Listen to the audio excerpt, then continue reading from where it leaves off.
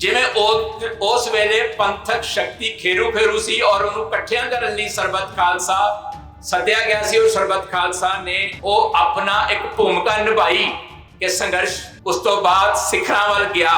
ਅੱਜ ਵੀ ਸਾਡੇ ਜਿਹੜੇ ਹਾਲਾਤ ਨੇ, ਅਸੀਂ ਵੱਖ-ਵੱਖ ਜਥੇਬੰਦੀਆਂ ਖਿੰਡਰੇ ਹੋਏ ਆ, ਸਾਡੀ ਸ਼ਕਤੀ ਖਿੰਡਰੀ ਹੋਈ ਹੈ। ਜਿਹੜੇ ਸਿੰਘ, ਜਿਹੜੀਆਂ ਜਥੇਬੰਦੀਆਂ, ਜਿਹੜੇ ਜਥੇ, ਜਿਹੜੀਆਂ ਟੀਮਾਂ ਖਾਲਿਸਤਾਨ ਲਈ ਲੜ ਰਹੀਆਂ ਨੇ, ਆਜ਼ਾਦੀ ਲਈ ਲੜ ਰਹੀਆਂ ਨੇ, ਗੁਲਾਮੀ ਦੇ ਖਿਲਾਫ ਲੜ ਰਹੀਆਂ ਨੇ, ਇੰਡੀਅਨ ਰਿਪਰੈਸ਼ਨ ਦੇ ਖਿਲਾਫ ਲੜ ਰਹੀਆਂ ਨੇ, ਉਹ ਕਿਉਂ ਨਹੀਂ ਇਕੱਠੀਆਂ ਹੁੰਦੀਆਂ? ਉਹਨਾਂ ਤੋਂ ਇਕੱਠਿਆਂ ਹੋਣ ਦੇ ਵਿੱਚ ਕੀ ਸਮੱਸਿਆਵਾਂ ਨੇ? ਅਗਰ ਪੰਜਾਬ ਤਾਂ ਹੀ ਖੁਸ਼ਹਾਲ ਹੋਏਗਾ ਜੇ ਸਾਰੇ ਰਲ ਕੇ 100% ਅਸੀਂ ਇਸ ਦੀ ਆਜ਼ਾਦੀ ਲਈ ਹਮਲਾ ਮਾਰਾਂਗੇ। 40% ਨੂੰ ਸਾਡੀ ਅਪੀਲ ਹੈ ਕਿ ਉਹ ਪਹਿਲਾਂ ਸਰਕਾਰੀ ਪ੍ਰੋਪੇਗੈਂਡਾ ਤਹਿਤ ਸਾਡੇ ਤੋਂ ਦੂਰ ਹੋਇਆ ਸੀ, ਉਹ ਸਰਕਾਰੀ ਪ੍ਰੋਪੇਗੈਂਡੇ ਦਾ ਅਸਰ ਖਤਮ ਕਰਨ। ਅਸੀਂ ਸਾਰੇ ਵਾਰਿਸ ਹਾਂ ਪੰਜਾਬ ਦੇ, ਔਰ ਪੰਜਾਬ ਦੇ ਵਾਰਸਾਂ ਨੂੰ ਮਿਲ ਕੇ ਪੰਜਾਬ ਦੀ ਪ੍ਰਭੂਸੱਤਾ ਤੇ ਆਜ਼ਾਦੀ ਲਈ ਲੜਾਈ ਲੜਨੀ ਚਾਹੀਦੀ ਹੈ। ਪਰਮ ਸਤਿਕਾਰਯੋਗ ਗੁਰੂ ਖਾਲਸਾ ਜੀ 26 ਜਨਵਰੀ 1986 ਦੇ ਸਰਬੱਤ ਖਾਲਸਾ ਯਾਦਗਾਰੀ ਸਮਾਗਮ ਵਿੱਚ ਪਹੁੰਚੇ ਹੋ। ਵਾਹਿਗੁਰੂ ਜੀ ਕਾ ਖਾਲਸਾ, ਵਾਹਿਗੁਰੂ ਜੀ ਕੀ ਫਤਿਹ। 40 ਸਾਲ ਪਹਿਲਾਂ ਜੋ ਸਰਬੱਤ ਖਾਲਸਾ ਅਕਾਲ ਤਖਤ ਸਾਹਿਬ ਦੇ ਸਨਮੁਖ ਦਮਦਮੀ ਟਕਸਾਲ ਵੱਲੋਂ ਸੱਦਿਆ ਗਿਆ ਸੀ, ਉਸ ਦੀ ਤਸਵੀਰ ਸਾਡੇ ਪਿੱਛੇ ਬੋਰਡ ਦੇ ਵਿੱਚ ਲੱਗੀ ਹੈ ਤੇ ਇਹ ਤਸਵੀਰ ਆਪਣੇ ਆਪ ਦੇ ਵਿੱਚ ਬਹੁਤ ਕੁਝ ਬਿਆਨ ਕਰ ਰਹੀ ਹੈ, ਦਿਲ ਨੂੰ ਟੁੰਬ ਰਹੀ ਹੈ। ਔਰ ਸਾਡੇ ਲਈ ਇੱਕ ਸੁਨੇਹਾ ਵੀ ਹੈ ਇਸ ਤਸਵੀਰ ਦੇ ਵਿੱਚ ਕਿ ਜਿਹੜੀਆਂ ਜ਼ਿੰਮੇਵਾਰੀਆਂ 1984 ਦੇ ਸ਼ਹੀਦ ਤੇ ਉਸ ਤੋਂ ਬਾਅਦ ਜਿਹੜਾ ਜੁਝਾਰੂ ਸੰਘਰਸ਼ ਲੜਿਆ ਗਿਆ, ਉਸ ਵਿੱਚ ਸ਼ਹੀਦ ਹੋਣ ਵਾਲਿਆਂ ਨੇ ਜਿਹੜੀ ਜ਼ਿੰਮੇਵਾਰੀਆਂ, ਜਿਹੜੇ ਕੌਮੀ ਨਿਸ਼ਾਨੇ ਪੂਰੇ ਕਰਨ ਲਈ ਸਾਡੀ ਜ਼ਿੰਮੇਵਾਰੀਆਂ ਲਾਈਆਂ, ਉਹ ਅਜੇ ਅਧੂਰੀਆਂ ਨੇ, ਉਹ ਅਸੀਂ ਪੂਰੀਆਂ ਕਰਨੀਆਂ ਨੇ ਜ਼ਿੰਮੇਵਾਰੀਆਂ। ਸਾਡੇ ਵਿੱਚ ਭਾਈ ਮੋਹਕਮ ਸਿੰਘ ਬੈਠੇ ਨੇ, ਦਮਦਮੀ ਟਕਸਾਲ ਦੇ ਬੁਲਾਰੇ ਸੀ ਉਸ ਟਾਈਮ ਤੇ। ਮੈਂ ਤੁਹਾਨੂੰ ਦੱਸ ਦਿਆਂ ਕਿ ਤੁਸੀਂ ਬਹੁਤ ਵਾਰੀ ਭਾਈ ਮੋਹਕਮ ਸਿੰਘ ਦੇ ਬਹੁਤ ਰੂਪ ਦੇਖੇ ਹੋਣਗੇ, ਪਰ ਇੱਕ ਰੂਪ ਭਾਈ ਮੋਹਕਮ ਸਿੰਘ ਦਾ ਉਹ ਵੀ ਸੀ ਕਿ ਜਿਨ੍ਹਾਂ ਦੇ ਦਿਮਾਗ ਦੀ ਕਾਢ ਸੀ ਇਹ ਸਰਬੱਤ ਖਾਲਸਾ ਜਿਹੜਾ ਅਸੀਂ ਅੱਜ ਇੱਥੇ ਦੇਖ ਰਹੇ ਹਾਂ।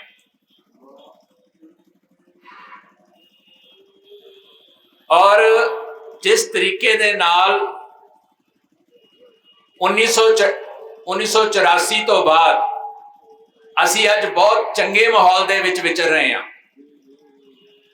ਲੇਕਿਨ ਤੁਸੀਂ 40 ਸਾਲ 42 ਸਾਲ ਪਿੱਛੇ ਜਾਓ ਤੇ 1984 ਦੇ ਦਰਬਾਰ ਸਾਹਿਬ ਦੇ ਹਮਲੇ ਤੋਂ ਬਾਅਦ ਜੋ ਹਾਲਾਤ ਸਾਡੀ ਕੌਮ ਦੇ ਸੀ, ਜਿਸ ਤਰੀਕੇ ਦੇ ਨਾਲ ਸਾਡੀ ਜੁਝਾਰੂ ਲੀਡਰਸ਼ਿਪ ਸ਼ਹੀਦ ਹੋ ਗਈ, ਬਹੁਤ ਸਾਰੇ ਸਾਡੇ ਜੁਝਾਰੂ ਗ੍ਰਿਫਤਾਰ ਕਰ ਲਏ ਗਏ, ਬਹੁਤ ਸਾਰੇ ਜੁਝਾਰੂ ਅੰਡਰਗਰਾਉਂਡ ਲਾਈਫ ਬਿਤਾਉਣ ਲਈ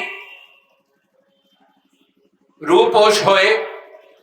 ਉਸ ਮੌਕੇ ਜਿਹੜੀ ਇੱਕ ਖਲਾ ਸੀ ਉਹ ਦਮਦਮੀ ਟਕਸਾਲ ਦੇ ਇਹਨਾਂ ਸਿੰਘਾਂ ਨੇ ਭਾਈ ਮੋਹਕਮ ਸਿੰਘ ਦੇ ਨਾਲ ਹੋਰ ਬਹੁਤ ਵੱਡੀ ਟੀਮ ਹੋਏਗੀ, ਬਹੁਤ ਅੰਦਰ ਹੋਰ ਜਥੇ ਵੀ ਹੋਣਗੇ, ਕਿਉਂਕਿ ਸਾਡੇ ਕੋਲ ਅੱਜ ਇਹੀ ਮੌਜੂਦ ਨੇ, ਮੈਂ ਇਸ ਕਰਕੇ ਇਹਨਾਂ ਦਾ ਨਾਮ ਲੈ ਰਿਹਾ, ਪਰ ਇਹਨਾਂ ਦੇ ਨਾਲ ਬਹੁਤ ਵੱਡੀ ਟੀਮ ਹੋਏਗੀ ਜਿਨ੍ਹਾਂ ਨੇ ਉਸ ਖਲਾ ਨੂੰ ਭਰਨ ਲਈ ਤੇ ਅੰਡਰਗਰਾਉਂਡ ਜੁਝਾਰੂਆਂ ਨੂੰ ਓਵਰਗਰਾਉਂਡ ਕਰਨ ਲਈ ਇਹ ਸਰਬੱਤ ਖਾਲਸਾ ਬੁਲਾਇਆ। ਇਸ ਸਰਬੱਤ ਖਾਲਸਾ ਨੇ ਬਹੁਤ ਸਾਰੇ ਫੈਸਲੇ ਲਏ ਔਰ ਇਹ ਸਰਬੱਤ ਖਾਲਸਾ ਅੱਗੇ ਚੱਲ ਕੇ ਇੱਕ ਮੀਲ ਪੱਥਰ ਵੀ ਸਾਬਤ ਹੋਇਆ, ਕਿਉਂਕਿ ਇਸ ਵਿੱਚ ਜਿਹੜੀ 5 ਮੈਂਬਰੀ ਪੰਥਕ ਕਮੇਟੀ ਬਣਾਈ ਗਈ ਸੀ ਲੈ ਕੇ ਜਾਣ ਲਈ, ਉਸੇ ਪੰਥਕ ਕਮੇਟੀ ਨੇ 3 ਮਹੀਨੇ ਬਾਅਦ 29 ਅਪ੍ਰੈਲ ਨੂੰ ਅਕਾਲ ਤਖਤ ਸਾਹਿਬ ਤੋਂ ਖਾਲਿਸਤਾਨ ਦਾ ਐਲਾਨਨਾਮਾ ਕੀਤਾ।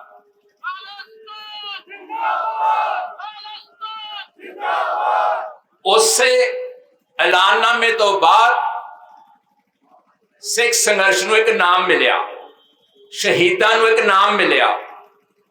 ਇਹ ਕਿਹਦੇ ਸ਼ਹੀਦ ਨੇ? ਇਹ ਖਾਲਿਸਤਾਨ ਦੇ ਸ਼ਹੀਦ ਨੇ।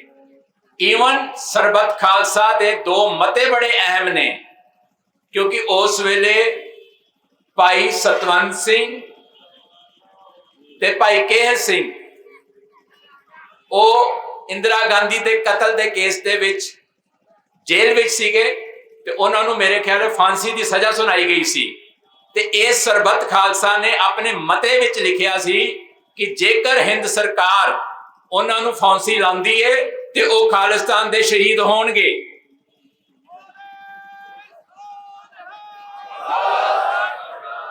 इसे तरीके दे नाल जिहड़े हाईजैकर सीगे उन्हां बारे भी लिखिया सी कि जे उन्हां नाल भी कोई जानी नुकसान होंदा तो वह भी खालिस्तान दे शहीद होणगे।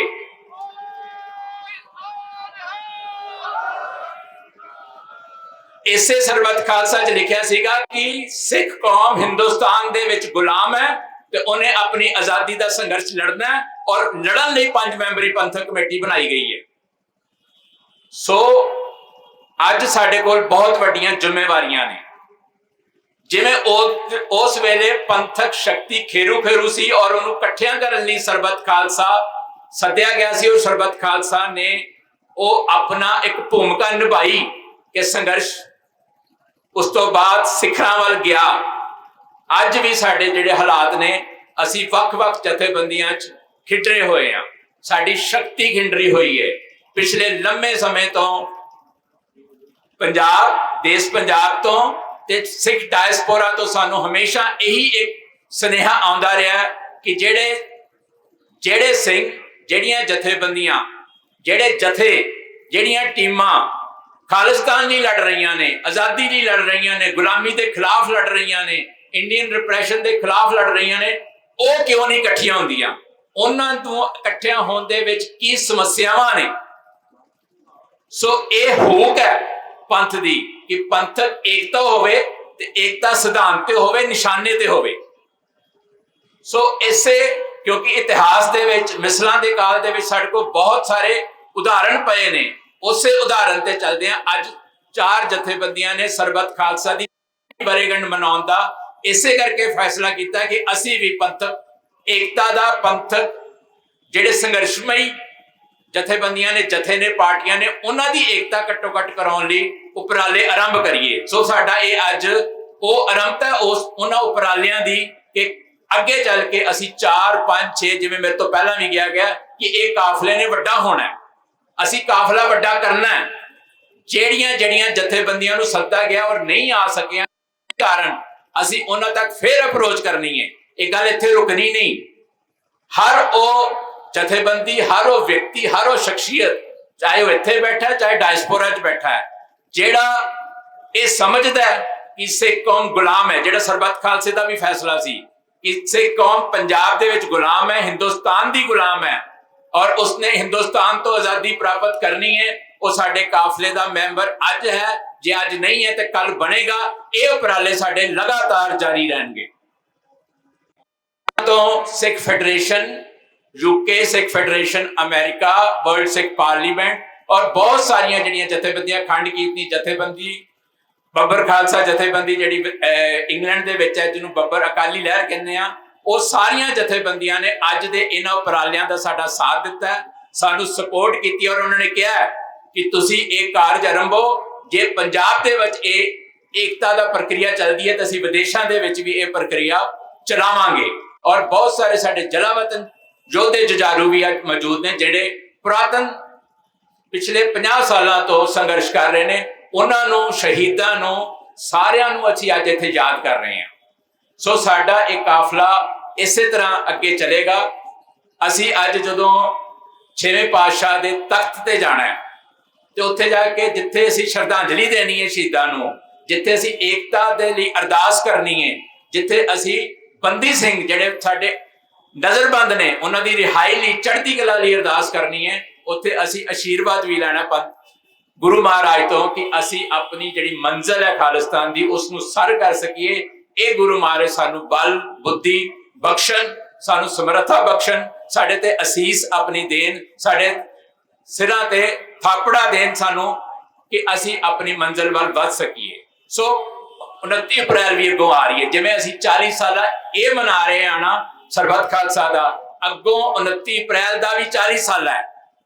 सो 29 ਅਪ੍ਰੈਲ 26 ਜਨਵਰੀ ਦੇ ਵਿੱਚੋਂ ਹੀ ਨਿਕਲੀ ਸੀ। ਸੋ ਜਿੱਥੇ ਅਸੀਂ ਇਹ 40 ਸਾਲਾ ਮਨਾ ਰਹੇ ਹਾਂ, ਉਸੇ ਤਰ੍ਹਾਂ ਅਸੀਂ ਅੱਗੇ 29 ਅਪ੍ਰੈਲ ਵੀ ਮਨਾਉਣੀ ਹੈ ਔਰ ਇਸ ਤੋਂ ਵੀ ਕਈ ਵੱਡੇ ਪੱਧਰ ਤੇ ਮਨਾਉਣੀ ਹੈ। ਔਰ ਉਦੋਂ 4 ਜਥੇਬੰਦੀ ਦੀ ਜਗ੍ਹਾ ਤੇ ਹੋਰ ਆਪਣਾ ਜਿਹੜਾ ਘੇਰਾ ਐਕਸਪੈਂਡ ਕਰਕੇ ਅਸੀਂ ਸਾਰੇ ਜਿਹੜੇ ਇਸ ਸਰਜ਼ਮੀਨ ਤੇ ਖਾਲਿਸਤਾਨ ਦੀ ਸੋਚ ਨੂੰ, ਸੰਕਲਪ ਨੂੰ ਪ੍ਰਣਾਏ ਨੇ, ਉਹਨਾਂ ਨੇ ਸਾਰਿਆਂ ਨੇ ਮਿਲ ਕੇ ਬਹੁਤ ਵੱਡੇ ਪੱਧਰ ਤੇ 29 ਅਪ੍ਰੈਲ ਮਨਾਉਣੀ ਹੈ। ਅਸੀਂ ਇਸ ਕਾਫਲੇ ਨੂੰ ਵੱਡਾ ਕਰਨਾ, ਪਰ ਤੁਹਾਡੇ ਸਪੋਰਟ ਦੇ ਨਾਲ ਹੀ ਵੱਡਾ ਹੋਣਾ ਹੈ। ਸਿੱਖ ਡਾਇਸਪੋਰਾ ਨੂੰ ਆਲਰੇਡੀ ਜਿਹੜਾ ਸਿੱਖ ਡਾਇਸਪੋਰਾ ਉਹ ਉਸਦੀ ਅੱਜ ਦੇ ਇਸ ਈਵੈਂਟ ਦੇ ਉੱਤੇ ਨਿਗਾਹ ਨਜ਼ਰਾਂ ਨੇ। ਅਸੀਂ ਚਾਹੁੰਦੇ ਹਾਂ ਕਿ ਇਹ ਜਿਹੜਾ ਕਾਫਲਾ ਸਾਡੇ ਵਿੱਚ ਜਿਹੜੀਆਂ ਦੂਰੀਆਂ ਨੇ ਉਹ ਖਤਮ ਹੋਣ ਔਰ ਆਪਣੀ ਆਪਣੀ ਜਥੇਬੰਦੀ ਦੀ ਆਇਡੈਂਟੀਟੀ ਐਂਟੀਟੀ ਨੂੰ ਕਾਇਮ ਰੱਖਦੇ ਹੋਏ ਉਸ ਵਜੂਦ ਨੂੰ ਕਾਇਮ ਰੱਖਦੇ ਹੋਏ ਅਸੀਂ ਇੱਕ ਸਾਂਝਾ ਕਾਮਨ ਪਲੇਟਫਾਰਮ ਸਿਰਜਣਾ ਹੈ ਔਰ ਉਹਦੇ ਵਿੱਚ ਅਸੀਂ ਸਾਰਿਆਂ ਨੂੰ ਇਨਵਾਈਟ ਕਰਨਾ ਹੈ ਔਰ ਅਸੀਂ ਪੰਜਾਬ ਦੇ ਉਹਨਾਂ ਲੋਕਾਂ ਨੂੰ ਵੀ ਇਨਵਾਈਟ ਕਰਨਾ ਹੈ ਜਿਹੜੇ 40% ਨੇ ਔਰ ਸਾਡੇ ਤੋਂ ਦੂਰ ਲਕੀਰ ਦੇ ਪਰਲੇ ਪਾਸੇ ਖੜੇ ਨੇ। ਅਸੀਂ ਚਾਹੁੰਦੇ ਹਾਂ ਕਿ ਅਗਰ ਪੰਜਾਬ ਤਾਂ ਹੀ ਖੁਸ਼ਹਾਲ ਹੋਏਗਾ ਜੇ ਸਾਰੇ ਰਲ ਕੇ 100% ਅਸੀਂ ਇਸ ਦੀ ਆਜ਼ਾਦੀ ਲਈ ਹੰਭਲਾ ਮਾਰਾਂਗੇ। 40% ਨੂੰ ਸਾਡੀ ਅਪੀਲ ਹੈ ਕਿ ਉਹ ਪਹਿਲਾਂ ਸਰਕਾਰੀ ਪ੍ਰੋਪੇਗੈਂਡਾ ਤਹਿਤ ਸਾਡੇ ਤੋਂ ਦੂਰ ਹੋਇਆ ਸੀ, ਉਹ ਸਰਕਾਰੀ ਪ੍ਰੋਪੇਗੈਂਡੇ ਦਾ ਅਸਰ ਖਤਮ ਕਰਨ ਔਰ ਇਸ ਲਕੀਰ ਨੂੰ ਟੱਪ ਕੇ ਸਾਡੇ ਵੱਲ ਆਉਣ ਤਾਂ ਕਿ ਅਸੀਂ ਰਲ ਮਿਲ ਕੇ ਅਸੀਂ ਇਸ ਆਜ਼ਾਦੀ ਦੀ ਲਹਿਰ ਨੂੰ ਪ੍ਰਚੰਡ ਕਰ ਸਕੀਏ। ਔਰ ਸਾਰੇ ਹੀ ਸਿੱਖ, ਚਾਹੇ ਉਹ ਕਿਸੇ ਵੀ ਸ਼ੋਬੇ 'ਚ ਕੰਮ ਕਰਦੇ ਨੇ, ਚਾਹੇ ਉਹ ਵਰਦੀਧਾਰੀ ਨੇ, ਚਾਹੇ ਧਾਰੀ, ਸਾਰੇ ਸਿੱਖ ਜਿੱਥੇ ਜਿੱਥੇ ਵੀ ਬੈਠੇ ਨੇ ਉਹਨਾਂ ਨੂੰ ਵੀ ਆਪਣੇ ਅੰਦਰ ਇੱਕ ਝਾਤ ਮਾਰ ਲੈਣੀ ਚਾਹੀਦੀ ਹੈ ਕਿ ਜਿਹੜਾ ਇਹ ਕਾਫਲਾ 1984 ਤੋਂ ਬਾਅਦ 1986 ਤੋਂ ਬਾਅਦ ਸ਼ੁਰੂ ਹੋਇਆ, ਇਹੀ ਕਾਫਲਾ ਅਸਲ ਪੰਥ ਦੇ ਪੰਜਾਬ ਦੇ ਵਾਰਿਸ ਨੇ ਔਰ ਸਾਨੂੰ ਮਿਲ ਕੇ ਅਸੀਂ ਸਾਰੇ ਵਾਰਿਸ ਹਾਂ ਪੰਜਾਬ ਦੇ ਔਰ ਪੰਜਾਬ ਦੇ ਵਾਰਿਸਾਂ ਨੂੰ ਮਿਲ ਕੇ ਪੰਜਾਬ ਦੀ ਪ੍ਰਭੂ ਸੱਤਾ ਤੇ ਆਜ਼ਾਦੀ ਲਈ ਲੜਾਈ ਲੜਨੀ ਚਾਹੀਦੀ ਹੈ। ਹੁਣ ਅਸੀਂ ਸਾਰਿਆਂ ਨੇ ਇੱਥੋਂ ਚੱਲ ਕੇ ਅਕਾਲ ਤਖਤ ਸਾਹਿਬ ਤੇ ਜਾਣਾ ਹੈ। ਸਾਡਾ ਇੱਕ ਕੋਸ਼ਿਸ਼ ਹੋਣੀ ਚਾਹੀਦੀ ਹੈ, ਮੇਰੇ ਸਾਰੇ ਵੀਰੋ ਹੱਥ ਜੋੜ ਕੇ ਬੇਨਤੀ ਹੈ ਕਿ ਡਿਸਪਲਿਨ 'ਚ ਜਾਈਏ, ਲੀਡਰਸ਼ਿਪ ਨੂੰ ਅੱਗੇ ਮੌਕਾ ਦਈਏ ਕਿ ਸਾਡੇ ਨਾਲ ਚੱਲਣ। ਔਰ ਸਭ ਤੋਂ ਵੱਡੀ ਗੱਲ ਹੈ ਕਿ ਜਿਹੜਾ ਦ੍ਰਿਸ਼ ਤੁਸੀਂ ਪਿਛਲੇ ਫੋਟੋ 'ਚ ਦੇਖ ਰਹੇ ਹੋ, ਇਹ ਦ੍ਰਿਸ਼ ਇਸੇ ਤਰ੍ਹਾਂ ਦਾ ਦ੍ਰਿਸ਼ ਅਸੀਂ ਇਹਨਾਂ ਦੀ ਬਰਾਬਰੀ ਨਹੀਂ ਕਰ ਸਕਦੇ, ਲੇਕਿਨ ਇਸ ਤਰ੍ਹਾਂ ਦਾ ਦ੍ਰਿਸ਼ ਅੱਜ ਵੀ ਅਸੀਂ ਅਕਾਲ ਤਖਤ ਸਾਹਿਬ ਦੇ ਸਨਮੁਖ ਖੜੇ ਹੋ ਕੇ ਇਹ ਦ੍ਰਿਸ਼ ਬਣਾਈਏ ਜਿੱਥੇ ਅਸੀਂ ਗੁਰੂ ਮਹਾਰਾਜ ਕੋਲੋਂ ਅਰਦਾਸ ਕਰੀਏ ਕਿ ਸ਼ਹੀਦਾਂ ਦੇ ਜਿਹੜੇ ਪੂਰਨੇ ਸੀ, ਜਿਹੜੀ ਉਹਨਾਂ ਦੀ ਸ਼ਹਾਦਤ ਸੀ, ਉਸ ਨੂੰ ਥਾਂ ਪਾਉਣ ਲਈ ਮਹਾਰਾਜ ਆਪਣੇ ਪੰਥ ਦੇ ਸਹਾਈ ਹੋਵੇ, ਸਾਨੂੰ ਏਕਤਾ ਬਖਸ਼ੇ ਤਾਂ ਜੋ ਅਸੀਂ ਖਾਲਿਸਤਾਨ ਦੀ ਮੰਜ਼ਿਲ ਨੂੰ ਪ੍ਰਾਪਤ ਕਰ ਸਕੀਏ। ਇੱਕ ਬੇਨਤੀ ਹੋ ਰਿਹਾ ਕਿ 40 ਸਾਲ ਹੋਣੇ ਨੇ ਜਿਹੜੇ ਨਕੋਦਰ ਕਾਂਡ ਦੇ